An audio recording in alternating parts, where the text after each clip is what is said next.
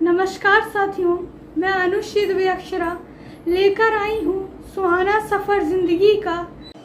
मैं आप सभी का सुहाना सफ़र ज़िंदगी का की इस दूसरी श्रृंखला चलो करें मुलाकात में आप सभी का स्वागत करती हूँ। इस कार्यक्रम की शुरुआत मैं कुछ पंक्तियों के साथ करना चाहूँगी। तो पंक्तियाँ कुछ यूँ रखती हूँ। जिंदगी जिंदगी सभी की खुशियों का खजाना हो जाए, दर्द गुजरा हुआ एक ज़माना हो जाए, कि दर्द गुजरा हुआ एक ज़माना हो जाए।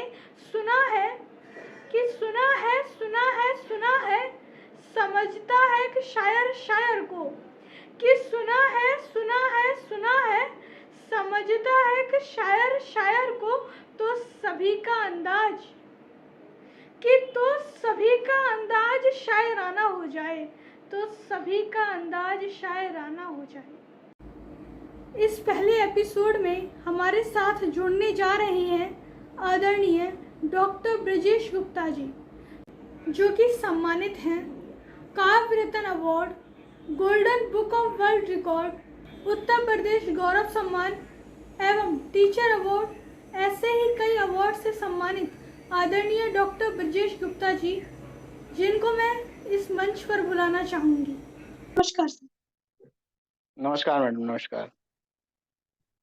आपने आमंत्रित किया इसके लिए आपका सादर धन्यवाद। मैं डॉक्टर ब्रजेश कुमार गुप्ता वर्तमान समय में एसके महाविद्यालय जैतपुर महोबा में प्राचार्य पद पर कार्यरत हूँ और मैं बांदा जिले में बांदा शहर में निवास करता हूँ। मेरा जन्म नैनीताल में हुआ। मेरे पिताजी पुलिस में पोस्टेड रहे, तो जहाँ जहाँ उनकी पोस्टिंग रही उस हिसाब से हम लोग उसी शहर में रहते रहे और मैं नैनीताल में पैदा हुआ। वर्तमान समय हम लोग बांदा शहर में रहते हैं। मेरे पिताजी का नाम श्री मेवालाल गुप्ता, माता जी का नाम श्रीमती देवरती गुप्ता। इन्हीं के प्राथमिक नामों को लेकर मैंने अपना साहित्य उपनाम मेवा देव बनाया, जो ये मेरी माता पिता के लिए समर्पित भावना रही। तो मैं पूछना चाहूंगी सर आपसे कि आपकी प्राथमिक शिक्षा जो है वो कहाँ से पूरी हुई? जैसे कि मैंने बताया कि मेरे पिताजी पुलिस विभाग में रहे, तो जहाँ जहाँ उनकी पोस्टिंग रही उस हिसाब से मेरी शिक्षा पूरी हुई, प्राथमिक शिक्षा से लेकर उच्च शिक्षा तक। मेरी प्राथमिक शिक्षा झांसी जिले में मोठ, गुरसराय, गरौठा इत्यादि शहरों में हुई और मेरी जालौन जिला में माध्यमिक शिक्षा हुई और बांदा शहर में उच्च शिक्षा हुई। जी सर। तो सर इसी के साथ मैं आपसे अगला प्रश्न पूछना चाहूंगी सर, आपके घर का माहौल या यूं कहूँ कि आपके घर की परिस्थितियां जो है वो कैसी रही? मेरे घर का माहौल बहुत अच्छा रहा, हमेशा खुशनुमा रहा। जैसे कि मेरे पिताजी पुलिस विभाग में जरूर रहे, लेकिन वो हमेशा हम लोगों को पढ़ाई के लिए प्रेरित करते रहे। मेरी माता जी साथ साथ में मुझे प्रेरित करती रहीं ताकि हम लोग आगे बढ़ सकें और हमेशा शिक्षा के लिए शिक्षा से ही आगे बढ़ें और हम लोग आगे बढ़ते रहें। जी। तो सर इसी के साथ साथ मैं आपसे एक प्रश्न पूछना चाहूंगी सर, आपके घर में आपका पसंदीदा व्यक्ति कौन रहा और क्यों? मेरे पसंदीदा व्यक्ति हमेशा मेरे माता पिता ही रहे, जो मुझे हमेशा प्रेरित करते हैं कुछ नया करने के लिए, कुछ अच्छा करने के लिए। क्योंकि मेरे पिताजी का हमेशा एक सपना रहा कि हम पुलिस वाले हैं, और अक्सर लोग कहते हैं ये पुलिस वाले की औलाद है, बहुत बेकार होगी, लेकिन उनका सपना रहा कि कभी तुमको कोई ये ना कह सके कि तुम पुलिस वाले की औलाद हो। और जी हमको उन्होंने इस माहौल से बहुत दूर रखा ताकि हमारे ऊपर पुलिस वालों का कोई ऐसा वो ना रहे, और हम लोग हमेशा शिक्षा के लिए ही प्रेरित रहे उनके माध्यम से। जी सर, बहुत सुंदर सर। तो सर मैं आपसे पूछना चाहूंगी कि आपके घर परिवार में आपके जो भाई बहन थे उनके साथ आपका बचपन कैसा बीता? मेरे हम लोग कुल 4 भाई हैं, बहन हमारे हैं नहीं। और हम लोग हमेशा मिलजुल कर ही रहे। हमारे पिताजी का सपना रहा कि कभी किसी से झगड़ा मत करो। जैसा कि जी सर। ज्यादातर लोग कहते हैं कि वैसे समाज के लोग ज्यादातर झगड़े वगड़े से दूर रहते हैं, तो हम लोग हमेशा बिल्कुल। झगड़े वगड़े में नहीं पड़े और अपना हमेशा पढ़ाई या अपना घर में ही खेलने में रहे। और जो बाहर का भी कोई चीज खाने पीने से नहीं, वो परहेज करते रहे। माता जी हमारी सब बना कर देती थी कि आप घर पे ही खाओ, कोई बाहर की चीज मत खाओ। बिल्कुल सर। सर आपके बचपन का कोई ऐसा वाक्यांश या फिर कोई ऐसा पल जिसने आपकी जिंदगी को परिवर्तित किया हो, बदलाव दिया हो? बिल्कुल, मैं कुछ चीज़ों से ऐसा ज़रूर परेशान रहा, कुछ ऐसी चीज़ें होती नहीं मेरे साथ, जिसको मैंने चाहा वो चीज़ बिल्कुल नहीं मिली। जैसा कि एक उदाहरण देना चाहूँगा आपको कि मैंने उस समय नवोदय की परीक्षा आज भी कठिन मानी जाती है, और जी मैं जी। तब उस समय दे रहा था। तैयारी मैंने बहुत अच्छी करी, जैसा कि मेरे टीचर्स कहते थे, मेरे घर वाले कहते थे, मेरे ट्यूशन टीचर कहते थे। और मैं जब एग्जाम देने गया जिस दिन, उसी दिन मुझे सेंटर में बताया गया कि आपकी उम्र कम है और आप नवोदय की परीक्षा नहीं दे सकते हैं। ये मेरे जीवन का सबसे मेरे लिए दुखद पल रहा कि मैंने जिस चीज के लिए सबसे ज्यादा तैयारी करी उसी परीक्षा को दे नहीं पाया। पहले लिखा था कि प्रयास करना कभी मत छोड़ो। प्रयास करना कभी मत छोड़ो, क्योंकि प्रयास करते ही करते इंसान सीखता है। बिल्कुल सही है। और मैं जी लेकिन हमेशा वो निराश नहीं हुआ, लेकिन एक ये दुख का कोना है दिल में, लेकिन मैं निराश नहीं हुआ और मैं कभी रुका हूँ। मैंने अपनी बिल्कुल। साहित्य के लिए इसी तरह शुरू किया और आज उसी पथ पे चल रहा हूँ। जी सर। तो सर, आपके बचपन का जरूर कोई ऐसा पल रहा होगा या फिर कोई ऐसा वाक्यांश रहा होगा जिसमें आपको काफी अच्छा सुखद महसूस करने के लिए, मतलब समय पल रहा होगा आपका। तो मैं आपसे पूछना चाहूंगी सर कि आपके बचपन की कुछ ऐसी यादें या फिर कुछ कैसे खट्टे मीठे पल जो आपको अभी भी याद है और जो आप हमें साथ साझा करना चाहें। मेरे जीवन में सबसे अच्छा मुझे जो लगता है वो हमारे परिवार का सहयोगात्मक रवैया, जो चाहे वो बड़े भाई रहे हों, चाहे छोटे भाई हों, या माता पिता का रहा। हमेशा एक दूसरे का सहयोग ही किया उन्होंने, और जो जिससे एक दूसरे से सीखने को मिला, हम लोगों ने एक दूसरे से सीखा। उसी के हिसाब से हम लोग समाज में ढले, बढ़े आगे। जी सर। सर, इसी के साथ मैं आपसे एक निवेदन करना चाहूंगी, अगर आपकी कोई ऐसी पसंदीदा रचना है जो आप हमारे साथ रखना चाहें, हमारे साथ साझा करना चाहें, तो आपका स्वागत है। मैं ज्यादातर अपनी कविताएं या कहानियां, निबंध जो भी है इंग्लिश में लिखता हूँ, क्योंकि मेरा सब्जेक्ट इंग्लिश है, मेरा और डॉक्टरेट भी इंग्लिश में ही रही। तो लेकिन जी मैं सर। हिंदी में भी लिखा हूँ कुछ कविताएं अपनी, तो उनको मैं आपके साथ साझा जरूर करना चाहूँ। जो मेरी पसंदीदा कविता है वो मैंने हिंदी में ही लिखी है, और अपने शहर जी के ऊपर ही लिखी। कविता का शीर्षक है बांदा का पथ। जी अक्सर सर। देखता हूँ मैं अपने बांदा का पथ, जहाँ दौड़ती भागती है जिंदगी, हर शहर गांव की तरह। एक पथ जिससे रोज गुजरता हूँ मैं, देखता हूँ हर रोज एक मोची को, जो वृद्ध है, ठोंकता है कील अपने सपनों पर। असहाय है, पराया लगता है अपनों से, फिर भी करता है कुछ अपने लिए, आखिरी बची सांसों को पालने के लिए। एक दिन मिला मैं भी कुछ सोचकर, आंसू छलक पड़े दो बेगानों के चेहरों से, सुनकर आप बीती। क्यों औलाद होती है क्या इसी दिन के लिए, जिनके लिए उसने हर दिन उसने इस पथ पर काम किया। मिला क्या उसे, मैं सोचकर हैरान हूँ। सोचता हूँ अपने आने वाले कल को, रूह कांपती है यह सब देख सुनकर। बहुत सुंदर सर, बहुत सुंदर। सर, इसी के साथ मैं आपसे पूछना चाहूंगी कि आज की जो पीढ़ी है और जो उस समय की पीढ़ी थी, मतलब जो काफी फासला हो चुका है इस दोनों के बीच, इस दोनों पीढ़ियों के बीच, तो आप अपने समय में और जो ये समय है इसमें क्या अंतर महसूस करते हैं। मेरा अपना मत है जो इस विषय में, वो मेरा अपना जो खुद का मत है, मेरी राय है, वो यही है कि आज के और तब की पीढ़ी में संस्कारों में बहुत अंतर होता जा रहा है। कहीं ना कहीं हमारी आज की पीढ़ी में संस्कृति का क्षरण हो रहा है, क्योंकि हम लोग अपने बच्चों से सब चीज की उम्मीद जरूर करते हैं, लेकिन हम उतना उनको उस तरह से सिखा नहीं पा रहे हैं। और हम चाहते हैं कि हमारे बच्चे ज्यादा से ज्यादा सीखें, लेकिन हम उन पर ध्यान कम देते हैं। आजकल ये जो समाज में हमारे मोबाइल चल गया, मोबाइल का अगर हम सार्थक उपयोग कम करते हैं, दिखावे की संस्कृति पे विश्वास ज्यादा करते हैं कि अगर जी जी। तुम्हारे पास इतना महंगा फोन है तो मेरे पास इससे ज्यादा महंगा फोन होना चाहिए। लेकिन उस फोन का क्या उपयोग है, उस फोन का हमें मतलब नहीं है। हमें केवल रील्स बनाने से मतलब है, या और वीडियोस देखने से मतलब है, लेकिन बाकी हमारा उसका क्या यूटिलाइजेशन है उससे कोई मतलब नहीं है। और उसी वजह से कहीं ना कहीं हमारे यहाँ समाज में जो संस्कृति का क्षरण हो रहा है, उसी से हो रहा है। क्योंकि माँ बाप भी चाहते हैं कि बच्चा हमसे ज्यादा कुछ पूछे नहीं, हम उसको मोबाइल पकड़ा देते हैं और फिर कहते हैं कि हमारा बच्चा दिन भर फोन देखता है। सिखाते हम हैं, हर चीज के लिए दोषी पहले हम लोग हैं और दोष हम देते हैं बच्चे को। तो कहीं ना बिल्कुल। कहीं अंतर है, हमारे माँ बाप हमको समय देते थे, ना कि किसी अन्य चीजों को। लेकिन आजकल हम लोग स्वयं अन्य चीजों को समय ज्यादा देते हैं, अपने बच्चों को, अपने परिवार को समय कम देते हैं। यही इस पीढ़ी के में और उस पीढ़ी में अंतर है कि आज की पीढ़ी जो है वो संस्कार विहीन होती जा रही है अधिकांशतः। कुछ घर हैं जहाँ भी अभी भी कुछ ऐसा नहीं है, लेकिन फिर भी ज्यादातर जगहों पर अब संस्कारहीन लोग होते जा रहे हैं। बिल्कुल सर, सही है ना। तो सर आपसे मैं एक प्रश्न पूछना चाहूंगी। सर इस समय जैसे जो अभी आपने मुझे बताया कि आपका साहित्य से लगाव है, साहित्य की तरफ का आपका रुझान है। तो सर मैं आपसे पूछना चाहूंगी कि जो आपका ये साहित्य की तरफ रुझान है, इसका मतलब कैसे आपको साहित्य की तरफ रुचि हुई, रुझान हुआ?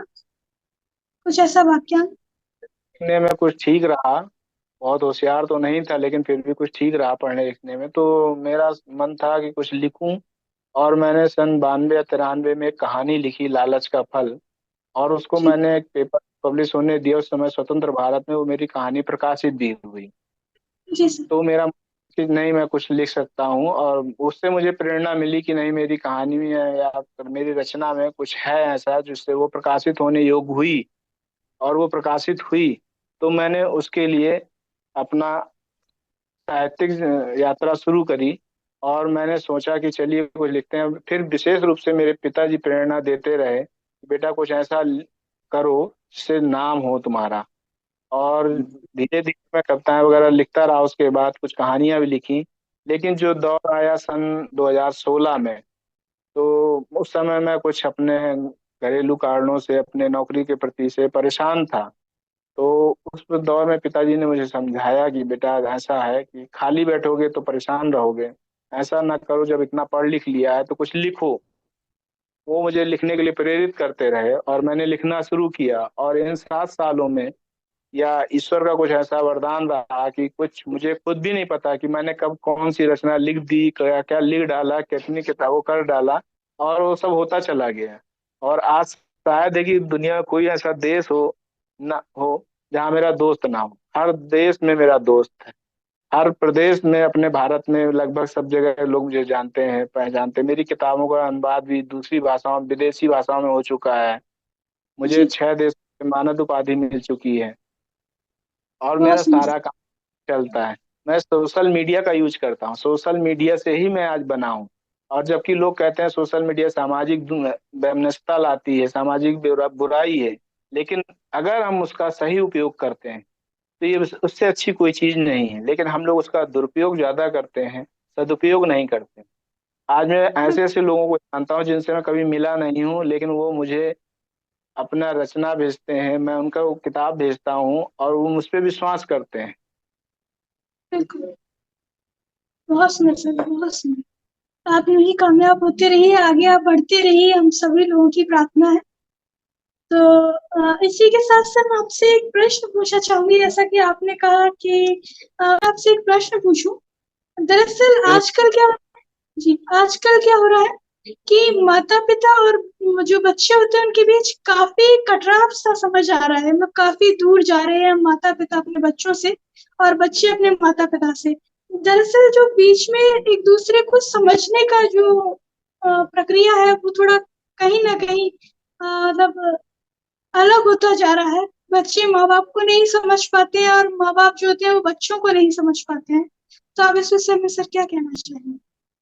उसका देखिए मुख्य कारण यही है कि हम लोग एक दूसरे को समय नहीं देते।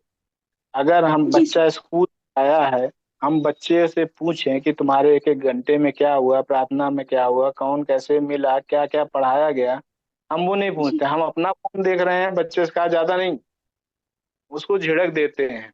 तो बच्चा भी धीरे धीरे हमसे दूर होने लगता है। और हम अपने ऐसे, जो मुझे लगता है, मेरा अपना मत है कि हम कुछ ऐसी चीजों में उलझे रहते हैं जिसका कोई सरोकार नहीं है। और हम जी कहते हैं कि हम बहुत हैं। हम फोन में वीडियो ही देख रहे हैं, लेकिन हम बच्चे से कह देंगे नहीं हमको डिस्टर्ब मत करो, हम बहुत व्यस्त हैं। बच्चा बिल्कुल। क्या जानेगा, तो मेरे पापा मम्मी मेरी बात तो सुनते नहीं, और दूरी जी। बढ़ती जाती है। और इसी दूरी का फायदा फिर होता है कि बच्चा या तो बिगड़ जाता है, या तो फिर आपसे दूर चला जाता है। इसी का फायदा उठाते हैं कि बच्चे कुछ अनचाही चीजों से जुड़ जाते हैं जो उनसे नहीं जुड़ना चाहिए। कभी ब्लू वेल गेम आता है, कभी कोई गेम आते हैं, और या कुछ ऐसी चीजें आती हैं जिसमें बच्चे छोटी सी उम्र में चोरी करना सीख जाते हैं, और वो या मर्डर कर देते हैं या खुद सुसाइड कर लेते हैं। कुछ ऐसी चीजें हम बच्चों पे सीधा ध्यान देते ही नहीं, और दोष देते हैं कि बच्चे का है। बच्चा तो एक छोटा सा नया कच्चा घड़ा है, उसको आप जिस रूप में ढालेंगे उसी हिसाब से ढल जाएगा वो। बिल्कुल बिल्कुल सर। तो सर मैं आपसे एक प्रश्न पूछना चाहूंगी। आप 18 से 25 साल के जो उम्र के बच्चे हैं उनको आप क्या संदेश देना चाहेंगे? मैं तो उनसे यही कहना चाहूंगा, क्योंकि ये उम्र जो होती है एक झंझावात की अवस्था होती है। इस उम्र में हमारे विचार बहुत आते हैं, लेकिन अगर हम विचारों का उपयोग नहीं करेंगे, सदुपयोग नहीं करेंगे, तो उन विचारों से हमको परेशानी होगी। हमारे अंदर एनर्जी भी बहुत बनती है, हम उस एनर्जी का सदुपयोग नहीं करेंगे तो उसका कहीं ना कहीं वो दुरुपयोग होगा। जैसे आपको बहुत लगता है तो आप किताबों को पढ़ना शुरू कर दीजिए या कुछ लिखना सीखिए। सबसे बड़ी कमी होती है कि अभिभावक की और शिक्षक की, जो बच्चों को सही गाइडलाइन नहीं दे पाते हैं। उन्हें उन्होंने स्कूल गए बच्चे, उन्होंने केवल सिलेबस से मतलब है, उसके आगे पीछे उसका कॉन्सेप्ट कोई क्लियर नहीं है। बच्चे को क्यों पढ़ना है, किस लिए पढ़ना है, उसको कुछ नहीं बताया जाता। उसको बस इतना कहा जाता है कि आपको केवल एग्जाम पास करना है, एग्जाम पास कर लो अगली क्लास में चले जाओ। बस हर टीचर का, हर माँ बाप का यही उद्देश्य होता है कि ये क्लास पास कर लो, अगली क्लास में चले जाओ। क्यों जाना है, किस लिए जाना है, कैसे जाना है, कब क्या करना है, ये कोई नहीं बताता। इसलिए बच्चों में ये हर गलत चीजों का संचालन शुरू हो जाता है। अगर हम उनको बताएं कि अगर तुमने 3 पास किया है तो आपने क्या क्या सीखा, आगे क्या सीखोगे, या आगे कौन से विषय में तुम्हारी रुचि रुचि होगी, ये हम लोग वो नहीं बताते। शायद ही मुझे लगता है 10% घर ही ऐसे होंगे जिनमें ये बताया जाता हो, नहीं बाकी 90% घरों में ये कभी नहीं बताया जाता कि आपने विषय क्यों लिया है। बीए में अब मैं खुद रोज कॉलेज में अपने फेस करता हूँ कि देखता हूँ बच्चे आ जाते हैं, उन्हें यही नहीं पता कि हमको क्या विषय लेना है और क्यों लेना है, हम इससे पढ़कर क्या करेंगे क्या नहीं करेंगे।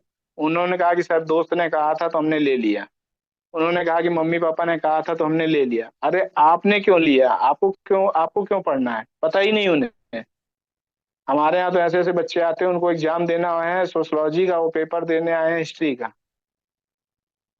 उन्हें यही पता नहीं कि हम सोशोलॉजी लिए थे कि हिस्ट्री लिए थे। ऐसे आपकी पसंदीदा रचना जो आप हमारे साथ साझा करना चाहेंगे? जी, दूसरी कविता है मेरी, बढ़े चलो। ना थकना कभी, ना रुकना कभी, जीवन के झंझावातों से, हारना ना कभी अपनी आने वाली चुनौतियों से। ये मानव जीवन जो मिलता है बड़े भाग्य से, जो रुका वो हार गया, जो हारा वो फिर न चल पाएगा। सेवा करना हमारा धर्म, बढ़े चलो हारो ना हिम्मत।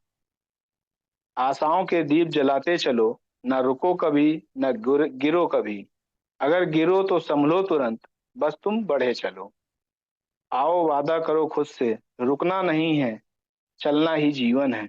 मिलेगी एक दिन हमें भी कामयाबी, चाहे रास्ते में कितनी भी गुर्बत हो। मानव हो कोई कागज का टुकड़ा नहीं, जो खराब हुआ तो काम ना आएगा। आओ खुद को आगे बढ़ने से न रोकें, बस बढ़े चलो बढ़े चलो। बहुत सुंदर सर, बहुत सुंदर रचना आपने पढ़ी। सर मैं इसी के साथ, जैसा कि अभी हमारी जो बात हो रही थी वो कॉलेज पर आकर टकरा रही थी, तो मैं आपसे जानना चाहूंगी कि आपके कॉलेज का समय सर कैसा रहा? मेरे समय में तो कॉलेज का समय सफर बहुत अच्छा रहा। मैं तो कोशिश करता हूँ कि जो भी विद्यार्थी आए उसकी सारी जिज्ञासाओं को शांत करने की कोशिश करता हूँ, और बिल्कुल अपने सहयोगियों से कहता हूँ कि बच्चे को कभी भी ये ना लगे कि हम उसको जरूरत से ज्यादा सिखा रहे हैं। उसको लगना चाहिए कि हम जो सिखा रहे हैं वो उसके उपयोग का ही है। जो भी बताना चाहें उसको ध्यान से बताएं और अच्छे से बताएं, ताकि बच्चे को कभी ये ना लगे कि नहीं हमको शिक्षक की तरह डांट दिया, हमको ऐसा कुछ नहीं बताया। और उनको विषय का चयन करना बताते हैं, उनको ये बताते हैं कि आगे भविष्य में तुम्हारे ये विषय काम आएगा। और इस तरह से हम रोल बताते हैं, और हमारे अपने सहयोगियों को भी यही समझाता हूँ, क्योंकि ये बच्चे हैं, इनको तो कुछ पता नहीं है, हमको सिखाना है। बिल्कुल इसी बिल्कुल तरह सर। से काम करता हूँ। जी जी सर। तो सर इसी के साथ आपसे मैं पूछना चाहूंगी, जैसा कि आप खुद एक प्रचार है, तो आपसे एक प्रश्न पूछना चाहूंगी कि आपके जिंदगी में शिक्षकों का क्या महत्व है? देखिए, शिक्षक कुछ अगर शिक्षक नहीं होगा तो विद्यार्थी कभी सही रूप नहीं ले पाएगा। शिक्षक ही पूरी हमें पुस्तकों का ज्ञान कराता है, पुस्तक को कैसे पढ़ना है, पुस्तक के बारे में क्या सीखना है। हम ऐसे जी तो पुस्तक कहीं भी कुछ कभी भी पढ़ लेते हैं, लेकिन उसका सही अर्थ कैसे निकालना है ये शिक्षक ही बताता है। शिक्षक ही बिल्कुल। हमको बता सकता है कि हम क्या कर सकते हैं। हमारे अंदर के तत्व को निकालने का काम शिक्षक ही करता है। नहीं तो बहुत से लोग ऐसे हैं जो कुछ नहीं कर पाते हैं, जिसको जब तक हमारे अंदर गाइडेंस मार्गदर्शक नहीं आएगा, मार्गदर्शक के रूप में शिक्षक ही आता है। जैसे कि पहली शिक्षक होती है, तो वो ही हमको शिक्षा देती है कि हमको समाज में कैसे चलना है। तो हमको अपने कॉलेज में अपनी शिक्षा से क्या करना है वो शिक्षक ही बताता है। तो शिक्षक नहीं होगा तो कभी भी छात्र आगे नहीं बढ़ पाएगा, और ना ही व्यक्ति कोई जीवन में कोई आगे बढ़ पाएगा। इसका हाथ रहा जहाँ आप यहाँ इतनी आगे पहुंचे हैं। आप एक प्राचार्य हैं जो आप इस पद पर हैं, आप इसके पीछे किसका मतलब आपका सहयोग रहा, आपको सपोर्ट किसने किया? विशेष रूप से मेरे माता पिता का और मेरे परिवार का ही सहयोग रहा। जी खासकर मेरा जो सहयोग रहा मेरे दोस्तों का, जो मुझे हमेशा प्रेरित करते हैं कि नहीं, आप आगे बढ़ते रहिए, आप हमेशा इसी तरह आगे बढ़ें। और विशेष रूप से मेरे परिवार वाले तो हमेशा ही साथ देते हैं मेरा। और वो हमेशा यही सिखाए कि बेटा आगे ही बढ़ना, कभी झुकना नहीं, और ना कुछ ऐसा करना जिससे कि हमको धक्का लगे, और बिल्कुल आगे बढ़ते रहे। हम हमेशा साथ में हैं आप। बिल्कुल सर, बिल्कुल। तो सर आप सफलता के बारे में क्या कहना चाहेंगे? सफलता देखिए, कोई शॉर्टकट तरीका नहीं होता है। हमेशा सफलता पाने के लिए कड़ी मेहनत करनी पड़ती है। जैसा कि सब लोग कहते हैं, मैं भी यही जानता हूँ, लेकिन हमको क्या सही चीज का उपयोग करना है ये हमको अपने किसी वरिष्ठ व्यक्ति से ही सीखना पड़ेगा। क्योंकि जो अनुभवी होगा वही आपको बता पाएगा। मेहनत सब कोई करता है, लेकिन जब तक हमारे पास सही मार्गदर्शक नहीं होगा तो हम सीख नहीं पाएंगे और हम आगे बढ़ नहीं पाएंगे। बिल्कुल बिल्कुल। आपका वैवाहिक जीवन कैसा बीता? वैवाहिक जीवन मेरी शादी जो हुई थी 2014 में हुई थी। और मेरे अनुरूप ही मेरी पत्नी भी मुझे मिली। मेरी पत्नी भी किताबें लिखती हैं, वो भी कवित्री हैं। उनकी भी 2 पुस्तकें प्रकाशित हो चुकी हैं। मैंने उनको सिखाया कि उनको एक ही बात कही थी कि लड़की 2 ही चीजों से जानी जाती है, तो पिता के नाम से या पति के नाम से। अगर आपको बिल्कुल। अपना रोल बनाना है तो कुछ ऐसा करिए जिससे आपका अपना खुद का नाम हो। और उनको ये बात दिल को छू गई, और उन्होंने भी मेरे साथ साहित्य यात्रा शुरू करी। और आज हम जहाँ भी जाते हैं, दोनों लोग जाते हैं। और उनको भी, उनकी भी 2 किताबें मैंने प्रकाशित करवाई। और वो डॉक्टर रविशंकर प्रसाद जी से पुरस्कार भी पा चुकी हैं। बहुत सुंदर, बहुत सुंदर सर। वरिष्ठ मंत्री रहे एनडीए गवर्नमेंट में। तो उनका जीवन, हमारा वैवाहिक जीवन बहुत अच्छा चल रहा है। बिल्कुल सर, बहुत बहुत धन्यवाद। तो सर इसके आगे मैं एक और प्रश्न आपसे पूछना चाहूंगी। मैं पूछना चाहूंगी सर कि जैसे तो हर व्यक्ति के जीवन में कठिनाई का दौर आता है, काफी मोड़ ऐसे आते हैं जहाँ हमें रास्ता नहीं दिखता, हमें समझ में नहीं आता कि किस राह पे हमें चलना चाहिए। तो सर आपकी कठिनाइयों के दौर में किसने आपका साथ दिया? मैंने जैसा कि बताया आपको कि अगर हमारे जीवन में कभी भी कठिनाई हो, या कोई अगर आपके साथ आपका परिवार, आपके मित्र खड़े हैं, तो आपके जीवन में जी कभी समझ कोई कठिनाई नहीं आएगी। अगर आप जी। सबसे कट्टे रहेंगे तो आप हर समय कठिनाई महसूस करेंगे। और मेरे पास कुछ इसकी कृपा ऐसी प्रदत्त रही कि उन्होंने हमेशा मुझे माँ बाप के रूप में एक मजबूत स्तंभ दिए हैं, जो मुझे कभी कठिनाई महसूस ही नहीं होने देते। वो हमेशा मुझे इतने सरल तरीके से आगे ले जाते हैं कि पता ही नहीं चलता कि मेरे पास कोई कठिनाई आई थी। जी बिल्कुल। सर आपकी कोई महत्वपूर्ण रचना, ऐसी रचना जो आपको बहुत प्रिय हो, आपके दिल से काफी जुड़ी हुई हो, वो आप हमारे बीच में रख सकते हैं? एक कविता और है, हिंदी में ही है, जी सर। शांति बने हम। जी सर। मिटाना है हमें नफरत की दीवारों को, मिटाना है हमें नफरत की दीवारों को, भुलाना है हमें हर मुश्किलों को। आओ जलाएं आशा के दीप, और फैलाएं शांति चारों ओर। ना हो हिंसा छल कपट व्यभिचार, रोकें होने वाले युद्धों को। हर गलत फहमियों को दूर करना, एक प्रण करें साथ होने का। मिटाए अज्ञानता का अंधकार, मिलकर सबके साथ चलें, दिलों की दूरी को करें दूर हम, अपना बनाकर सबको चलें हम। आओ एक हो जाएं, ना हो धर्म की दीवार, हम एक हैं, एक हिंद है हिंदुस्तान हमारा। कुछ अराजक लोगों की वजह से बटे हम, ऐसे लोगों को भगाना है जो बांटते हैं हमें धर्म जाति के नाम पर। आओ मिलकर एक नई आशा का दीप जलाएं, बने शांति प्रेमी हम, करें भविष्य उज्जवल अपना। बहुत सुंदर सर, बहुत सुंदर रचना। सर जैसा कि मैं देख पा रही हूँ आपकी सारी रचनाएं जो है वो उत्साह से ओतप्रोत है। जो आप जितने भी रचनाएं आप सुना रहे हैं सब में उत्साह वर्धन आप सभी का कर रहे हैं। तो सर आपसे एक प्रश्न पूछना चाहूंगी, जो आपके विद्यालय में विद्यार्थी हैं, जितने बच्चे हैं आपके विद्यालय में, आप उनको क्या संदेश देना चाहेंगे? मैं यही हमेशा संदेश देता हूँ कि बेटा कुछ भी आप करो, लेकिन जी। साथ साथ लिख पढ़ते रहो, क्योंकि लिखने से आपके अंदर वो विकास आएगा जिससे आपको बोलने की शैली आएगी, पढ़ने से शैली आएगा, तो शब्द का चयन आ जाएगा। अगर आप शब्द का चयन करना सीख गए तो आप कभी भी परेशान नहीं होंगे। शब्दों का चयन एक सबसे महत्वपूर्ण होता है, और निर्णय लेना। जब आपके पास शब्द होंगे तो आप अच्छा से अच्छा निर्णय ले सकेंगे, आपके पास परिस्थितियां आपके अनुकूल होंगी, प्रतिकूल नहीं होंगी। आप हर चीज को बहुत आसान तरीके से ले जाएंगे। भले ही आप कुछ करें या ना कर पाए, लेकिन ऐसा अपना कैरियर बनाएं जिससे आपको कोई ये ना कह सके कि ये इस तरह से बोलता है या इस तरह से आप गलत काम करते हो, ये नहीं कोई बोल पाए आप। इसलिए शब्दों का चयन बहुत जरूरी है। बिल्कुल सर। सर जैसा कि अभी आप प्राचार्य हैं विद्यालय में, तो इस समय जिस आप पद पर कार्यरत है उसमें आपको किन किन कठिनाइयों का सामना करना पड़ता है?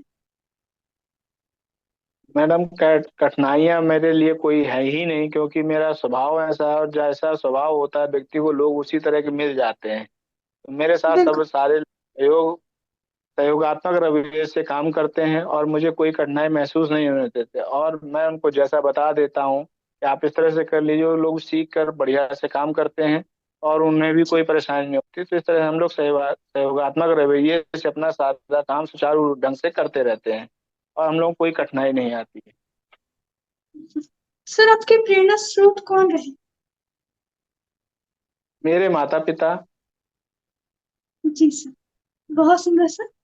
सर अंत में हम आपसे आपकी कोई अच्छी सी रचना जो आपको बहुत अच्छी लगती हो, जो आपके मन के करीब हो, वो रचना हम आपसे अंत में सुनना चाहेंगे।